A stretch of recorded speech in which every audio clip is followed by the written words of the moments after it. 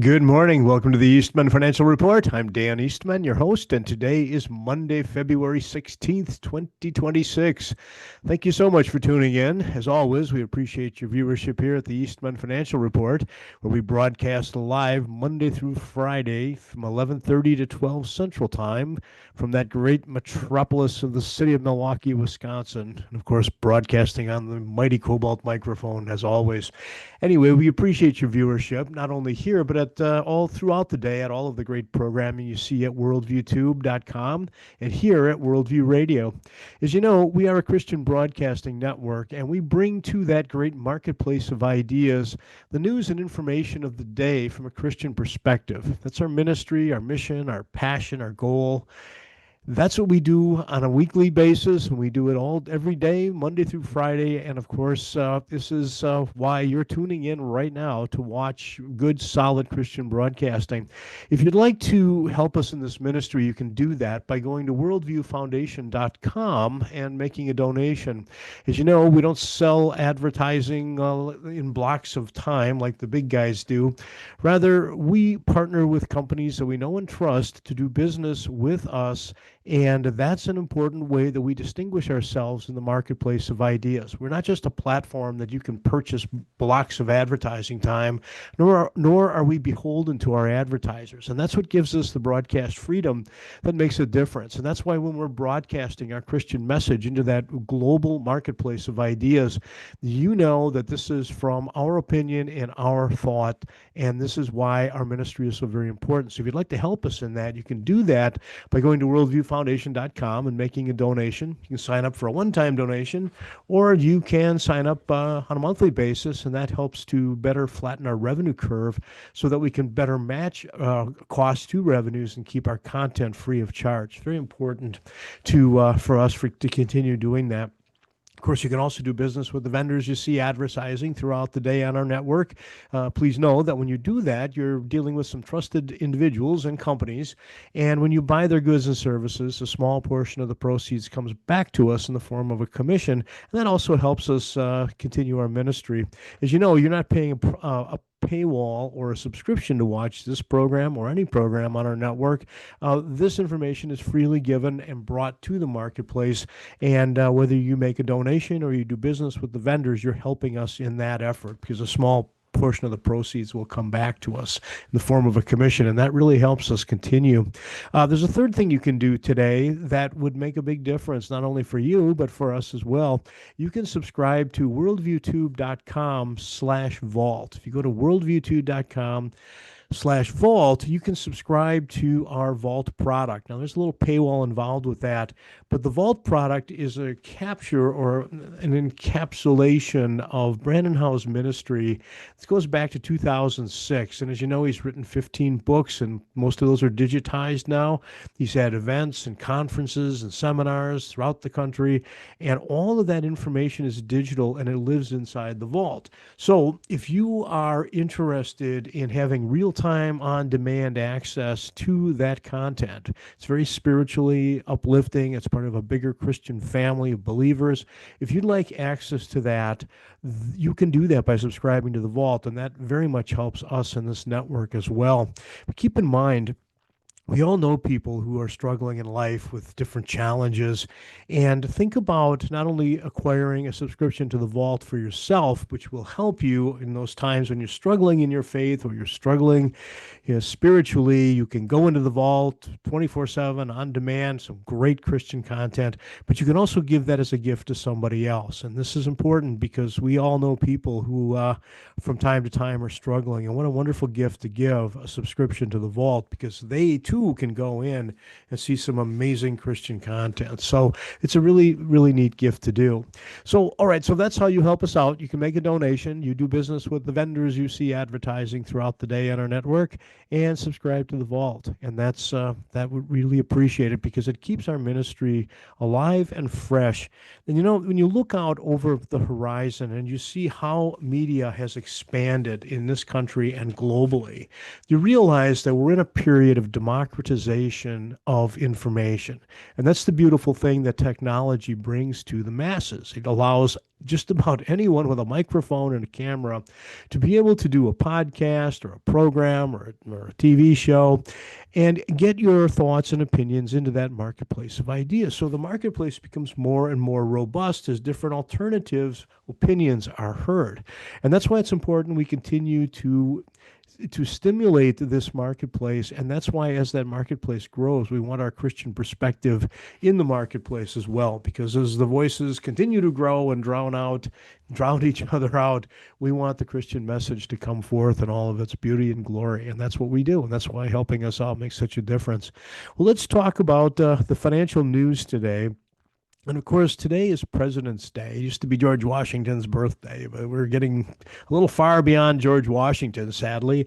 So now we call it, we lumped it all together, and it's President's Day. And we are supposed to go out and celebrate all of our presidents, all 40 some of them, or I wonder, it's not, I know President Trump is the 47th, but some have had 2 terms, Roosevelt had 4 terms, so I guess we'd have to do the math and see exactly how many presidents there have been since George Washington.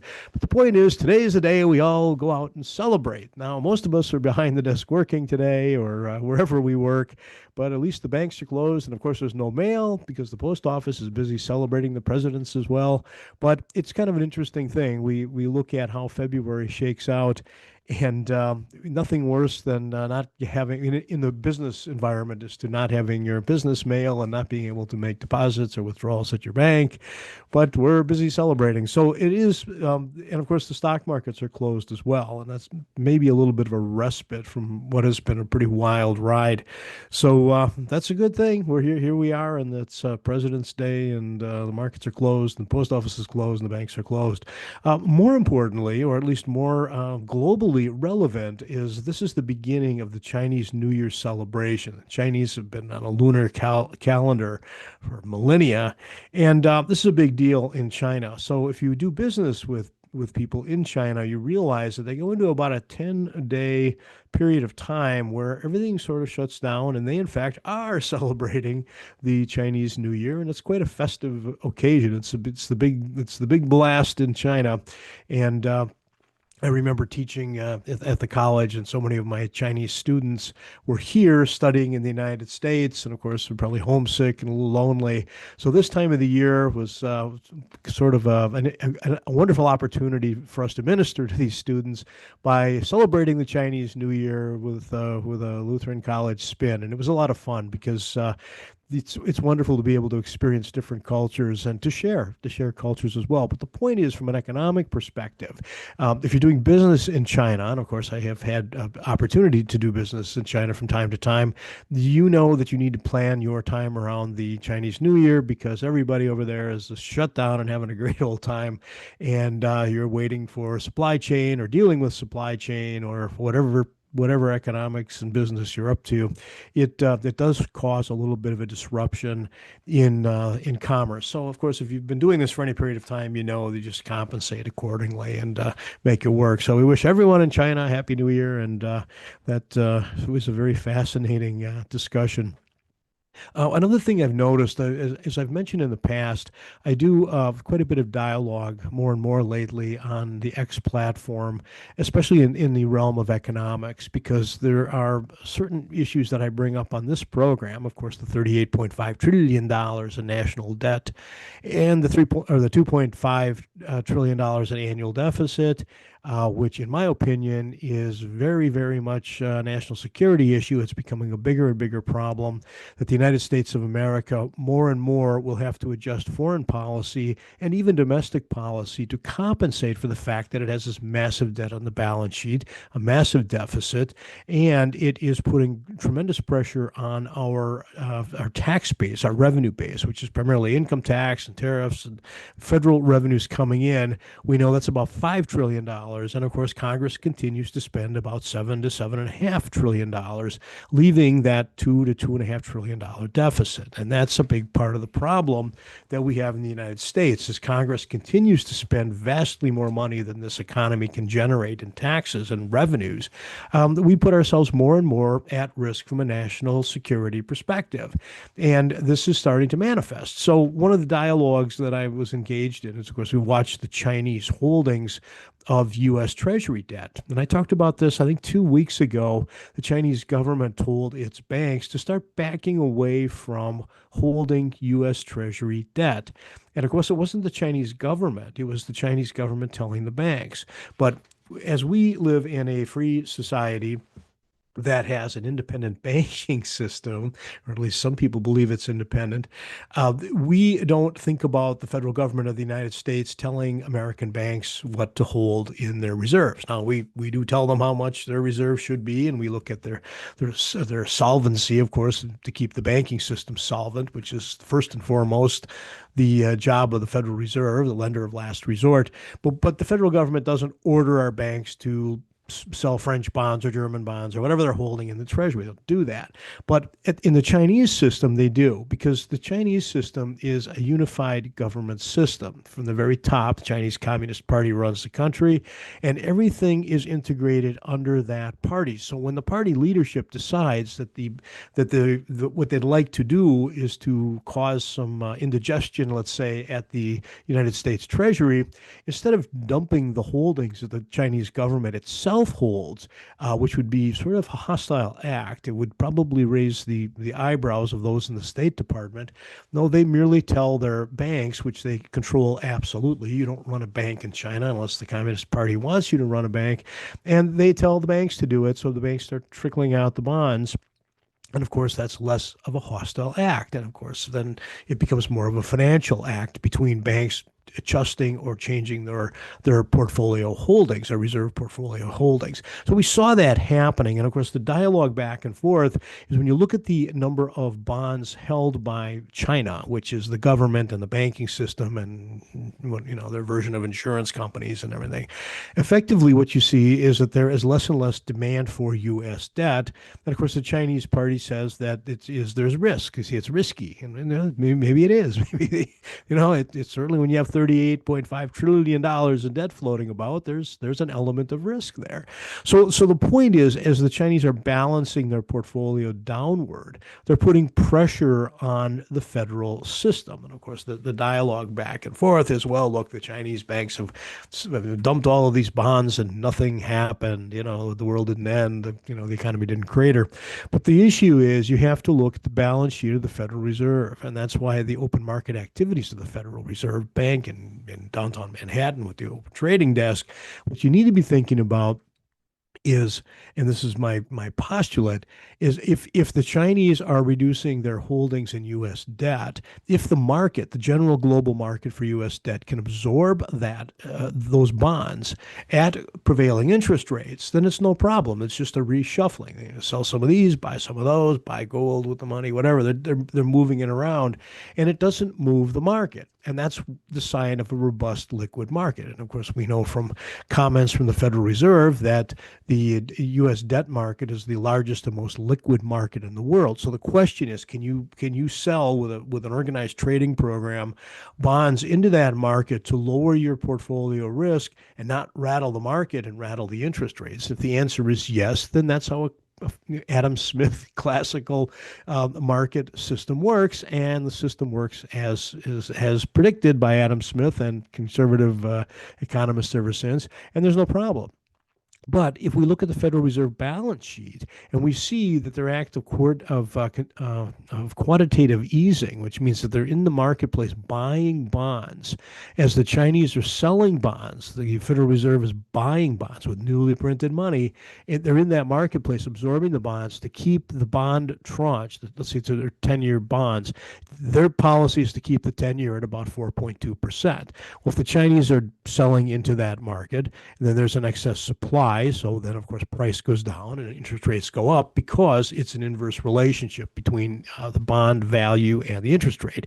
Well, that open market at the Fed is what keeps those interest rates within the monetary boundaries. So the question is the Federal Reserve buying the bonds as the Chinese are selling to keep the market stable, or is the market just absorbing the Chinese bonds that the Chinese are selling, and the rest of the market gladly absorbs the federal debt? They can't wait to get their hands on more.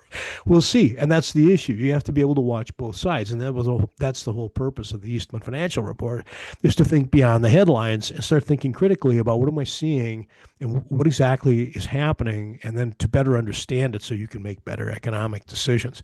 I have to take a break here. I'll be right back, and we'll talk about some more news. Thank you. Right back.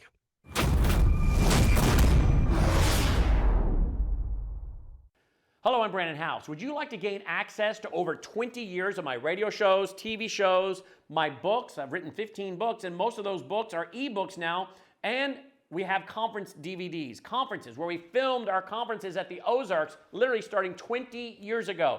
It's all available in our archived vault. All you have to do is go to worldviewtube.com/vault, worldviewtube.com/vault, and for a reasonable monthly fee, you gain access to over 20 years of Christian worldview programming, news, information, books, documentaries, and a powerful search engine. And folks, it's a great way not only to educate yourself, equip yourself, but it's a big way that you can help fund our continuation as a broadcast network. Please check it out.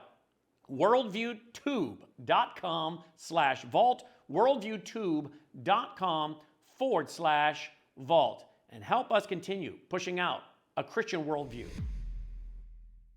Okay, I'm back. So let's talk about the impact of internal costs on American commerce. And there are a couple of stories that are in the news today that are linked, and it's relevant because the first story talks about health insurance costs have risen so dramatically. If you remember back in November and December when the federal government was shut down for 43 days, the longest in history, even though it was never shut down.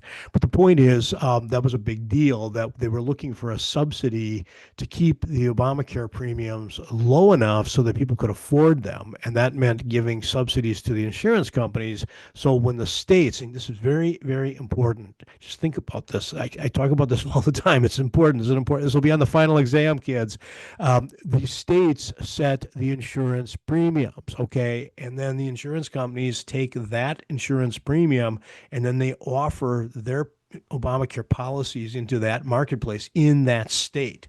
So when the state sets the insurance premium really high, the subsidies were used to pay the insurance companies so that the portion paid by the consumer was lower, and those subsidies didn't materialize. So the insurance companies either had to eat the cost or pass the cost, the entire cost of the premium as set by the state had to be passed on to the customers. That's why we regulate insurance premiums. So it was a real problem. So the point is, health insurance costs again went up. Now, that's in the Obamacare market, which is individuals buying individual coverage. But throughout the health insurance industry, and this is the same model, insurance companies negotiate with the suppliers, and then the companies, they are a take and pay customer. When you have a company that offers health insurance to your workers, you will get a certain menu of policies with benefits, like bronze, silver, and gold, or whatever, good, better, best. And those prices are fixed by the state. And then you offer that to your employees. And of course, the companies pay a good portion of the premium, because if you had to pass 100% to your employees, it would take up most of their take-home pay. So this has been a real problem for companies that is pushing the cost of doing business higher and higher and higher. And of course, we're starting to see now price increases coming to the marketplace for the products that these companies make, because they can't continue to absorb these very high premiums for their workers. So companies adjust their prices up to capture that cost so that they can preserve their margins and go forward. Because remember, a company whether it's this company or any company, revenues minus expenses is income. And income is, you divide that by the capital base, that's the return on capital. You divide that by the number of shares outstanding in a public market, that's the earnings per share. So you want that number going up every quarter because we report quarterly. And if a company's earnings are going up quarterly, then the stock price goes up. It's classic Warren Buffett value investing. So that's the theory. So companies will want to keep their earnings growing on a quarterly basis. And as their cost of labor continues to push up, which is really driven by healthcare, they have to increase their prices. Or, of course, you could lay people off and reduce your labor costs, but you can't lay people off to the detriment of your productive output, or your company will not be able to produce the goods or services needed to capture the revenue. So this is a big juggling act that these companies have to go through to on a quarterly basis to try and preserve their margins. And margins is the gross of the difference between what you sell something for and what it costs you to produce. And that margin, or the gross margin, gross profit, is a very important number, because out of that number comes all the overhead stuff and retained earnings, and then of course out of that comes dividends to shareholders if they pay a dividend. So it really matters to preserve your earnings, because if you don't preserve your earnings and you don't preserve your margins, your stock value will deteriorate, and then of course that creates other problems. Well, the second half of this story has to do with the remarkable turnover in the number of CEOs of big companies. When you think about being the CEO of a company, it's sort of like being the king, or it's sort of like being the president or some of the United States, or something where it's perceived to be an honored position that is an ennobling position. And of course, I think that's the public perspective. If you've been a CEO, and I have been a CEO, what you realize is it's where the buck stops. And the magic of a CEO, this is a very simple job. You don't have to do anything. You just have to make sure that your people are doing everything, and doing everything right, and staying on track, and staying on plan. And that's really important. And the problem is there's a sales or revenue generating component. Then there's an administrative component, because there's all sorts of administrative things that happen. And then there's a production component. And that's where the senior vice presidents, you have the right people in the right place at the right time. Everyone has to be making sure that the production is producing the goods or services at a cost that preserves margin. Then you have the sales and marketing people. And then you have the administrative overhead people. And then you have, of course, the financial people. And all of those people have to be playing together at the same time. It's like really when you go to the symphony and you see the conductor standing up there, quite very very mechanically and very formally waving the arms around, and out from this chaos comes beautiful music if you wave your arms around the right way and you get the right tuba player. It's important to have the right violinist, the right tuba player, and be able to move your arms in the right direction at the right time, and then you get what is a beautiful symphony. See, and that's what the job of CEO is doing, but without the tuba player most often. So the point is, when you look at the cost push in the economy, and we talk about this with the producer price index and the supplier price index, the input costs into any company are a constant source of management headache because of inflation. And that's why we measure producer price indexes as inflation at the producer level, because they will move through. And as inflation at the producer level, the input level is increasing, it's squeezing the margins. And then the question at the C-suite is, can we raise our prices, or can we capture more market share? And of course, you can't lose money, and you can't sell things at a loss until you make money. It doesn't work that way. But the point is, you have to preserve these margins, because that's your return on equity, and that's what drives the share value, and that's what keeps the CEO employed. Because if you have a couple of quarters or a couple of bad years where your earnings are deteriorating, and you're not reacting to input costs, and you're not reacting to market changes or tariffs or whatever comes your way, then they vote you out and bring in the next CEO. And what we see with the turbulence in the CEO market is it's rather suggestive that these are difficult times to run a business. Keep in mind, every business is revenue minus expenses equals income. That's the simplest economic or I should say accounting formula, but that is business. If you understand, and I would tell my students this, so look, if you just understand one thing, walking out of here with a business degree, one thing, revenues minus expenses is income. Divide income by equity, that's return on equity. That's all of business and all of finance in a nutshell, and you have to understand it. And it doesn't matter if you're a production worker down the line making the widgets, or if you're the CEO in the the C-suite corner office. This is the formula that you need to understand to make business work, and that's why inflation is a really big problem. Deterioration of marketplace, and when we look at it, the AI phenomenon. This is why there's such a scramble at the C-suite to think how many of these jobs can we replace with a robot, with AI? Because if we take that paycheck and the benefits and Social Security, we just put that somewhere else, not our balance sheet, not our income statement. If we can use AI to cut our labor force, our gross margins not only are preserved, but they may expand. We may make some real money here. That's the discussion we're seeing. And that's why you're seeing all of these, these posts on X talking about AI is going to replace, 99% of the jobs and this and that. And they will. I mean, the technology today, and I use AI every day, and I'm sorry, but I'm just simply not impressed with the depth, but it's coming. And, when I think back to my very first Osborne laptop computer back 1,000 years ago when I was early adapter, it could barely add and subtract. But today, things get better. So as things get better, you're looking at what does it do to your labor force and how do you maximize margins? And unfortunately, there's a social and human cost to that is astounding because of the rapid nature of change within technology.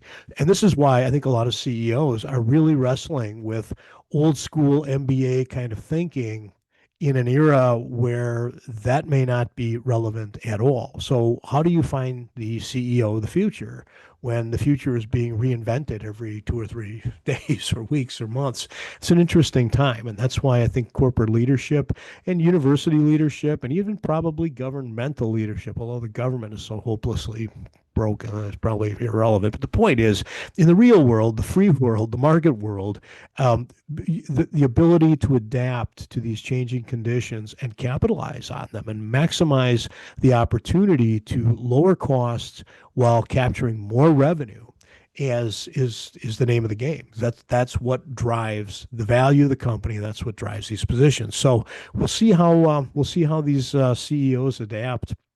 And maybe you can just have AI be the CEO. As a matter of fact, I think one of the big companies, the CEO was saying that he's going to be replaced by AI. So, which is great. That what that tells you is the role of CEO, Chief Executive Officer, is changing rather dramatically, and the position of warlord may come back, or somebody who is vastly more engaged in the actual struggle of the company and pushing forward rather than managing a team. The football coach model may be coming to a rather dramatic end sooner than we think. Well, tomorrow I want to talk about the data center phenomenon and the electric power issues that are emerging as a result of that. There's some really astounding numbers out there that's really going to change the structure of how we deliver electricity to make the AI so we can make all these corporations apparently more profitable. So it'll be an interesting discussion. Anyway, I'm out of time for today. Thank you so much for tuning in. As always, we appreciate your viewership here at the Eastman Financial Report. Go to Worldview Foundation, make a donation, keep this ministry alive and healthy, and have a great afternoon. I'll talk to you tomorrow. Bye.